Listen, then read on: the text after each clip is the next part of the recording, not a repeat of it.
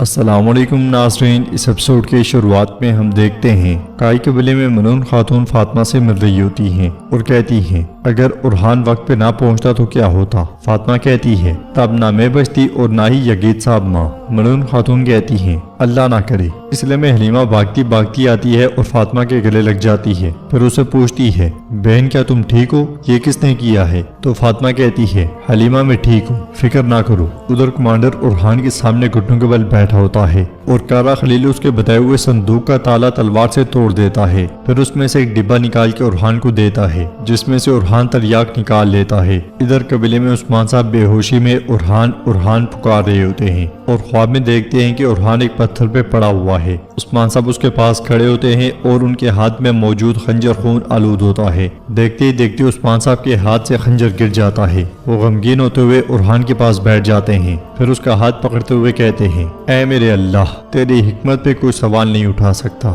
مجھے اس ناقابل برداشت درد کی سمجھ بوجھ عطا فرما۔ کیا یہ قبیلہ میری آنکھوں کے پانی ارحان کے خون سے بھیگی زمین پر پھلے پھولے گا؟ ارحان میرے بیٹے، میں نے تمہیں کیوں قربان کیا؟ بولو، مجھے بتاؤ میرے بیٹے، خاموش نہ رہو۔ میں نے تمہیں کیوں قربان کیا؟ بولو بیٹا بولو۔ یہ الفاظ کہتے ہوئے عثمان صاحب کی آنکھیں کھل جاتی ہیں۔ ملعون خاتون اور نیلوفر بہت خوش ہوتی ہیں اور عثمان صاحب کہتے ہیں ملعون حالات کیسے ہیں؟ کیا میرے بچے ٹھیک ہیں؟ ملعون خاتون کہتی ہیں وہ سب ٹھیک ہیں اور اپنے فرائض سر انجام دے رہے ہیں۔ حلیمہ باجیان کے ساتھ ہے اور فاطمہ قبیلے واپس آ گئی ہے۔ سب ٹھیک ہیں، آپ ہرگز فکر نہ کریں۔ آپ کے بیٹے اور صدران سب متحد ہیں، جب آپ اٹھیں گے تو سب آپ کے ساتھ کھڑے ہوں گے۔ عثمان صاحب کہتے ہیں میرا سلیمان اور میرا قاسم، میرے پیارے پوتے، ان کا کیا حال ہے؟ تو ملعون خاتون کہتی ہیں آپ کے پوتے بھی ٹھیک ہیں، وہ آپ کی صحت کے لیے دعا گو ہیں۔ عثمان صاحب کو ایک دم سے تکلیف محسوس ہوتی ہے اور وہ بالکل نڈھال ہو جاتے ہیں۔ یہ دیکھ کر ملعون خاتون بہت پریشان ہو جاتی ہیں اور چلاتے ہوئے کہتی ہیں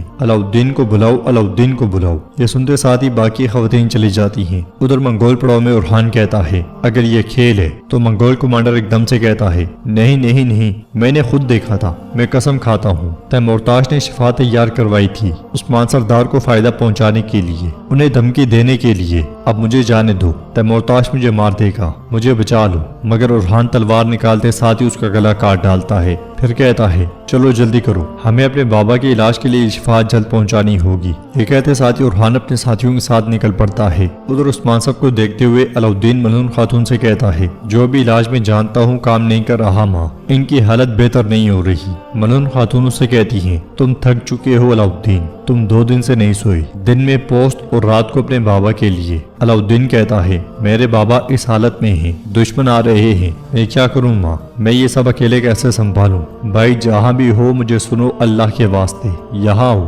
مجھے تمہاری بہت ضرورت ہے۔ کہاں ہو تم بھائی، کہاں ہو؟ اس لیے میں ارحان تریاک ہاتھ میں اٹھائے تھکا ہارا وہاں داخل ہوتا ہے۔ اسے دیکھتے ساتھ ہی ملعون خاتون اور علاؤالدین اس کے پاس آتے ہیں۔ علاؤالدین پوچھتا ہے ارحان بھائی کہاں تھے تم، اور یہ تمہاری حالت کیسی ہے؟ پورے قبیلے میں افراتفری پھیلی ہوئی ہے، فاطمہ پر حملہ ہوا ہے، یگید زخمی ہوا ہے، تم انہیں چھوڑ کر کہاں گئی تھی؟ ارحان تریاک سامنے کرتے ہوئے کہتا ہے میں نے اسی لیے بغیر واپس نہ آنے کی قسم کھائی تھی، یہ بابا کی دوا ہے۔ یہ سن کے وہ دونوں بہت خوش ہوتے ہیں اور علاؤالدین کہتا ہے کیا سچ کہہ رہے ہو بھائی؟ ارحان دوا علاؤالدین کے ہاتھ میں تھما دیتا ہے اور کہتا ہے تم کس چیز کے انتظار میں ہو؟ علاج کرنے والے جلدی کرو۔ علاؤالدین پوچھتا ہے وہ سب تو ٹھیک ہے لیکن تمہیں یہ کہاں سے ملی؟ تو ارحان کہتا ہے میں نے اسے دشمن کی صندوق سے لیا ہے۔ علاؤالدین پوچھتا ہے کون سا دشمن؟ میں دشمن کی دی ہوئی دوا پر کیسے بھروسہ کروں؟ ارحان کہتا ہے تم دشمن پر نہیں بلکہ مجھ پہ بھروسہ کرو گے علاؤالدین، کیا تم ریاست کے سربراہ نہیں ہو؟ اگر کچھ غلط ہو جائے تو مجھ سے تم حساب لے سکتے ہو۔ علاؤالدین اسے کہتا ہے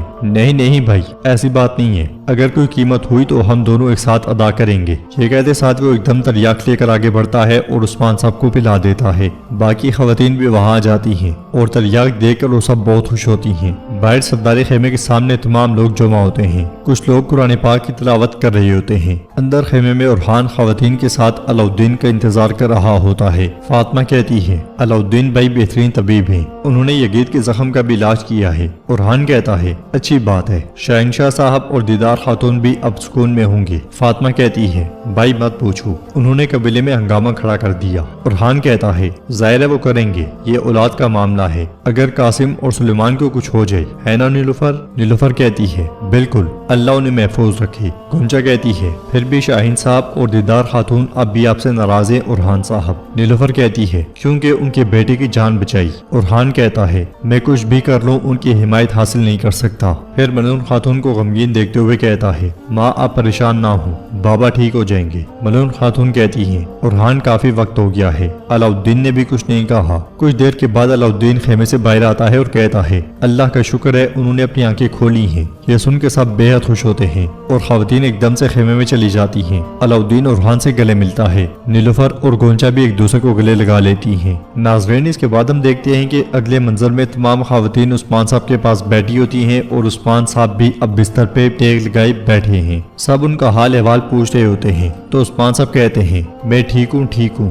और भी बेहतर हो जाऊंगा, पहले दस्तरखान लगाओ। उरहान और अलाउद्दीन भी बेगमात के साथ वहाँ पहुँच जाते हैं। फातिमा कहती है, बाबा मैं खाना बनाऊंगी, बस आप बताएं आप दस्तरखान पे क्या चाहते हैं। तो उस्मान साहब कहते हैं, क्या तुम्हें पता है कि मैं दस्तरखान पे क्या देखना चाहता हूँ? इत्तेहाद और यकजहती। आप सबको दस्तरखान पे एक साथ होना चाहिए। मलून खातून कहती है, उस्मान लोग खेमे के सामने जमा हैं और जा नहीं रहे, वो तुम्हारे बारे में खबर का इंतजार कर रहे हैं। उस्मान साहब अलाउद्दीन से कहते हैं, अलाउद्दीन उन्हें खुशखबरी सुनाओ, पूरा कबीला खुश हो जाए। यह सुनते साथ ही अलाउद्दीन और खान के साथ सरदारी खेमे में आता है और कहता है, भाई तुमने जिरगे में तूफान खड़ा कर दिया था। तुमने कहा कि तुम्हारी नजरें मुझ पर हैं। वल्लाह इस बात ने मुझे बहुत परेशान किया। भाई तुम बाबा के हुक्म की नाफरमानी कब तक करते रहोगे? ये सब कहाँ जाकर खत्म होगा? तो रुहान कहता है, बोरसा में, एजनिक में, एजमत में, हर जगह जो हमारे बाबा के ख्वाब में है। अलाउद्दीन कहता है, इंशाल्लाह भाई इंशाल्लाह, लेकिन देखो अल्लाह के वास्ते रुक जाओ। तुमने कहा कि ये इलाज है, मैंने बात नहीं दोहराई और तुम पे भरोसा किया,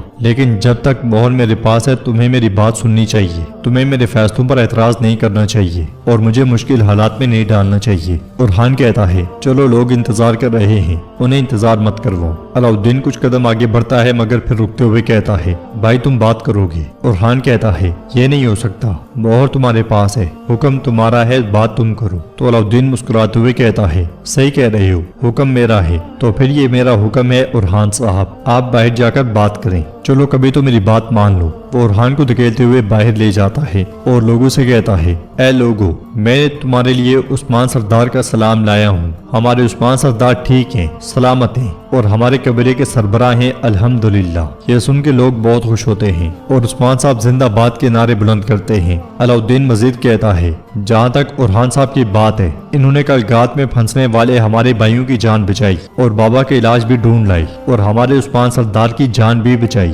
यह सुन के कबीले के लोग उरहान साहब जिंदाबाद, उरहान साहब जिंदाबाद के नारे बुलंद करते हैं। उरहान कहता है, मेरे भाइयों, मेरे बहादुरों, मेरी बहनों, इन जमीनों पर जिन्हें हमारे दादा अर्तगल ने हमारा वतन बनाया और इतने सालों से हम सब मिलकर अपने बाबा उस्मान के दिखाए हुए रास्ते की पैरवी कर रहे हैं। ख्वाब देखने वाले भी वही हैं और रास्ता दिखाने वाले भी। कभी कभार वो रास्ते पर तुम्हें रोक देते हैं। अगर उस्मान साहब ने मुझे रोका है तो इसकी जरूर कोई वजह होगी। अगर उन्होंने मुझे एक फर्ज से हटाया है तो उसका मकसद ये है कि मैं दूसरे फर्ज से आगाह हो जाऊं। वो हमारे सरदार हैं, वो गिरने को कहें तो गिरते हैं, उठने को कहें तो उठते हैं, लेकिन हम एक लम्हे के लिए भी उनके ख्वाब से जुदा नहीं होते। कुस्तुनतुनिया जाने वाले इस रास्ते पर बोरसा को फतह करने से पहले और काबा जाने वाले रास्ते में अलखानी रियासत को कुचलने से पहले न तुम्हारे लिए और न हमारे लिए कोई सुकून है। यह सुनते साथ ही कबीले के लोग उरहान साहब जिंदाबाद, उरहान साहब जिंदाबाद के नारे बुलंद करते हैं। ये मंजर देखकर जेरकुतै और बुरान बहुत खुश होते हैं। उरहान पुरजोश अंदाज में अलाउद्दीन से हाथ मिलाता है।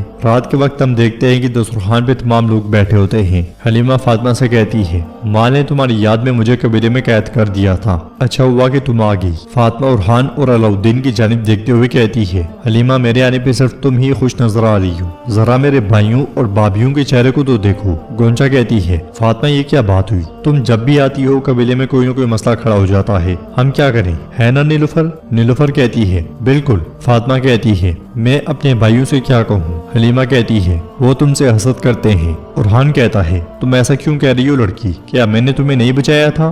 तुम्हारा भाई और क्या कर सकता है? और अलाउद्दीन को मुझे नहीं पता, देखो हंसता भी नहीं है, शायद हसद कर रहा है। अलाउद्दीन कहता है, अल्लाह अल्लाह, तुमने मुझ पर कब ध्यान दिया है भाई, जब तुम पहाड़ों में और मैं यहाँ परेशानियों के बीच में था। उरहान कहता है, मैं पहाड़ों में और तुम परेशानियों में, लेकिन एक ही नीयत से, है ना भाई? वो खुशगवार माहौल में बातचीत कर ही रहे होते हैं कि उस्मान साहब मलून खातून के साथ वहाँ दाखिल होते हैं। عثمان صاحب کو دیکھ کر سب کھڑے ہو جاتے ہیں اور عثمان صاحب کے بیٹھ جانے کے بعد سب بیٹھ جاتے ہیں اور عثمان صاحب کہتے ہیں آپ سب کے یہ ہنستے ہوئے چہرے اتنے عرصے بعد دوا کی طرح لگے۔ اس دروازے کے پیچھے سے سن کر میں سمجھ گیا کہ میری طاقت یہیں سے آتی ہے، اس دسترخوان سے، آپ سب سے۔ میرے بیٹے شفا بنتے ہیں، میری بیٹیاں، بہویں، پوتے جینے کی وجہ اور میرے ساتھی میری تقدیر میں شریک ہوتے ہیں۔ چلیں بسم اللہ کریں۔ یہ کہتے اور سنتے ساتھ وہ سب کھانا کھانا شروع کر دیتے ہیں۔ قاسم عثمان صاحب سے پوچھتا ہے دادا کیا آپ نے واقعی اسرائیل علیہ السلام کو دیکھا ہے؟ سب ہنسنے لگ جاتے ہیں اور عثمان صاحب کہتے ہیں ابھی نہیں قاسم، ابھی نہیں، ہم پہلے بورصہ فتح کریں گے، اس کے بعد موت کی بات کریں گے۔ تو سلیمان کہتا ہے اگر آپ میرے بابا کو اجازت دیں تو وہ فتح کر لیں گے دادا۔ یہ سن کے عثمان صاحب کہتے ہیں تمہارے بابا تمہارے جتنے ہی تھے اور تب ہی سے انہوں نے میرے خواب کو اپنا خواب بنا لیا۔ انہوں نے بہت محنت کی، ہوکائی کے دیکھے گئے سب سے بڑے کمانداروں میں سے ایک بنے، لیکن تم اپنے بابا سے بھی زیادہ محنت کرو گے، الہی کلمت اللہ کو پوری دنیا میں پھیلانے کے لیے بغیر رکے دوڑو گے۔ اللہ ہماری ببرکت ریاست کے خواب کو حقیقت بنائی۔ اس پر سب آمین کہتے ہیں۔ پھر عثمان صاحب بران سے کہتے ہیں بجاؤ بران بجاؤ، تو بران گانے لگ جاتا ہے جس کے چند اشعار یہ ہیں میں خود میں مگن تھا، اپنے گھوڑے پر سوار ہوا اور پہاڑوں پر غالب آیا، میری ایک بھیڑیے سے ملاقات ہوئی جس نے کہا سلام ہو، اللہ ترک کا مددگار ہو، جس نے کہا سلام ہو، اللہ ترک کا مددگار ہو۔